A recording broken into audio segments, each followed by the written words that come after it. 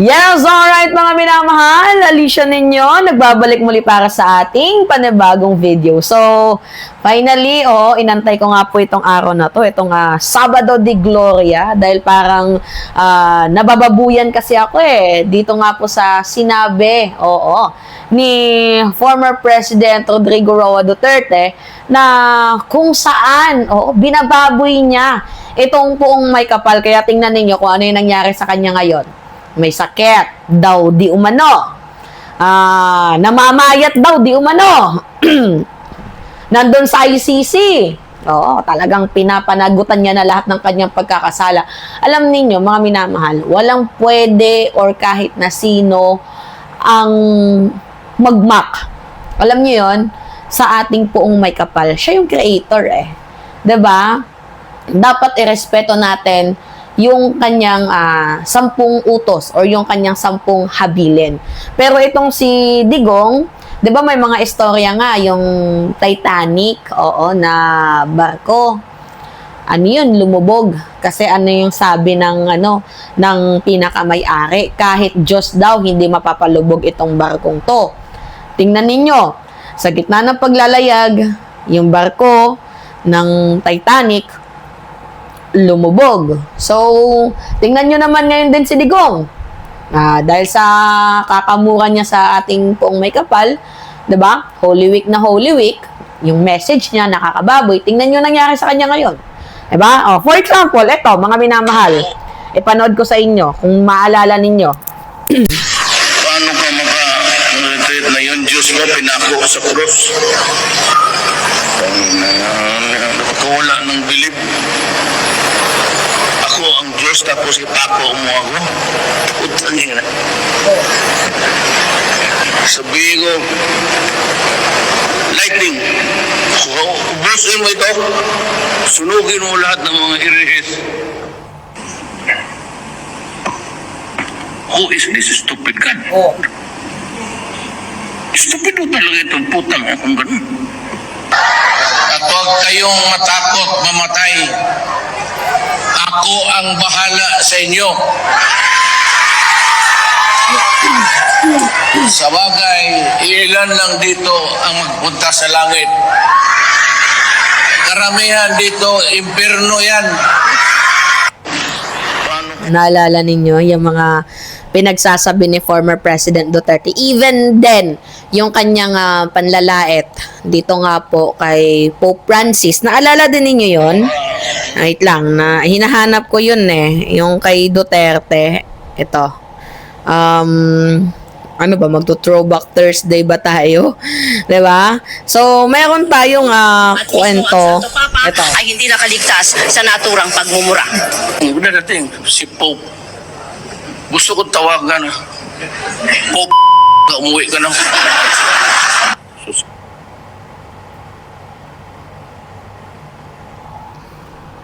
Yan, 'di ba?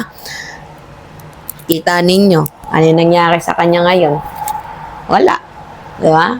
Pinagbabayaran niya na lahat ng kanyang kasalanan. Alam niyo, walang kahit na sino ang pwedeng mambalahura, pwedeng, 'di ba, gumawa ng kababalagan sa ating creator. Kasi may tinatawag tayong Holy Trinity. 'Di ba? Kasi magtatanong, Mima, anong bang pinapaniwalaan mo? Walang iba kundi yung Diyos lang. Sa Diyos lang ako naniniwala. Sa Poong Maykapal.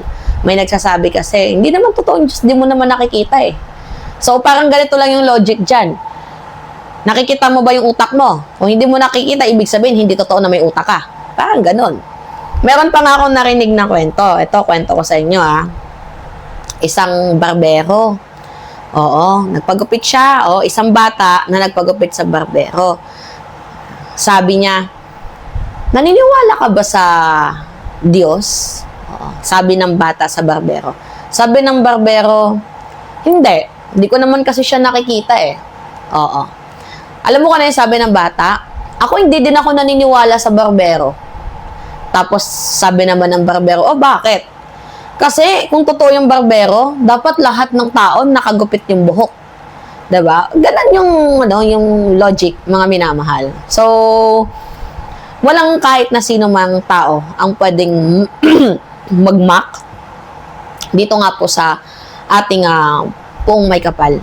Diba? So, dapat lagi nating isaalang-alang ang prayer, maging sentro si God sa lahat ng bagay. Gawin natin siyang sentro sa ating mga dasalin, mapatrabaho, mapaschool, travels. Si God dapat ang sentro sa atin, sa pagmamahalan, sa blessings. Kasi yung iba may nagsasabi, kaya naman ako binibless kasi ginawa ko, pinagtrabahuan ko. May reason lahat ng yan. Kasi alam ni God na hindi mo kaya yung sitwasyon na yan, kaya hindi kanya nilagay.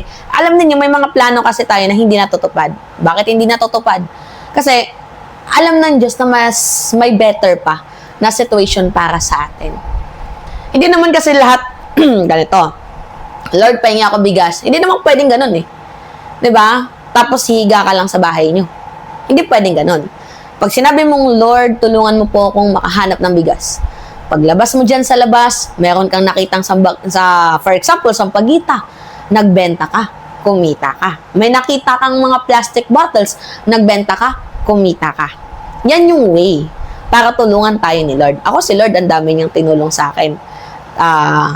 Sa pag-vlog, hanggang sa sumikat ako, hanggang sa nagkaroon ako ng mga kaibigan, hanggang sa nagkameron ako. Nagsimula ako sa wala. Pero ginawa kong sentro si Lord. At dahil na din sa sipag at tiyaga, dedication, tinulungan niya ako na ma-achieve ang mga bagay na ito. And I am so very, very thankful sa ating Puong May Kapal na minsan napapaiyak tayo kasi may mga what if tayo, 'di ba? May mga tayo na sana ginawa ko to, ganyan, pero mas may plano ang Puong May Kapal. At hindi kanya bibigyan ng problema kung hindi mo naman kayang solusyonan. Diba? So, at the end of the day, kung ayaw mong ibalik sa yung ginagawa mo, diba? Gumawa ka ng good karma. Tingnan niyo nangyari kay Digong. Bad karma ang ginawa niya, kaya bad karma din ang dumating sa kanya. Diba? Sabado de Glory ngayon, mga minamahal! Oo. Ako hindi ako nakapagsimba, to be honest, kasi medyo na-busy tayo. Hindi tayo nakapagsimba, pero well, at least yung Puong May Kapal nasa heart natin. Kasi ang iba may nagsisimba, pero sobrang sama ugali. Mayroong mga ganon. Diba? Tayo naman, hindi naman tayo nakapagsimba, pero si God, nasa center of the heart natin. Nasa center ng puso natin. Mas maganda na yung taimtim ka nagdadasal, diba? Kesa naman sa nagdadasal ka nga sa simbahan, paiyak-iyak ka pang nalalaman, pero masama naman yung loob mo. Diba? Alright, mga minamahal, yun po. Anyway, it's me again, Alicia ninyo. Nagbabalik muli para sa ating panibagong video. Maraming salamat at ingat, mga kababayan.